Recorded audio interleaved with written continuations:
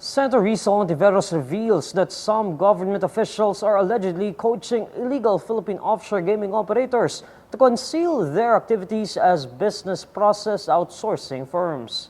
During the Kapihan sa Senado Forum on Thursday, November 21, Hontiveros says she received information that there are government officials who advise POGOs to mask their operations despite the ban order of President Bongbong Marcos. However, Hontiveros could not give names of the allegedly involved government officials, noting that the confidential tip that her office received did not include such specifics.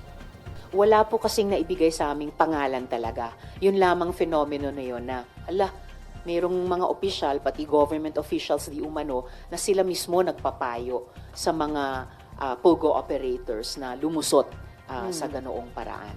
Pero, pinablicize ko na kaagad para mag-serve ng warning. Kung totoo yan, at alam nila kung sino sila, tigilin nila yan. If reports of these government officials coaching POGOs are proven, Hontiveros says they must be held accountable. The center likewise says local government units are liable if they fail to detect the operations of POGOs in their jurisdiction, amid reports that some are trying to circumvent the ban by disguising themselves as restaurants and resorts. May liabilities ang LGUs at pati po yung DILG o ibang department ay nagbanggit nun sa isang hearing na naglo-look forward sila sa mga pag-amyenda sa local government code para mabigyan ng mas malakas, malinaw na mas malakas na kapangyarihan ang DILG o ang LGUs mismo na tukuyin, imbestigahan at kung mapatunayang may sala, disiplinahin yung mga local government officials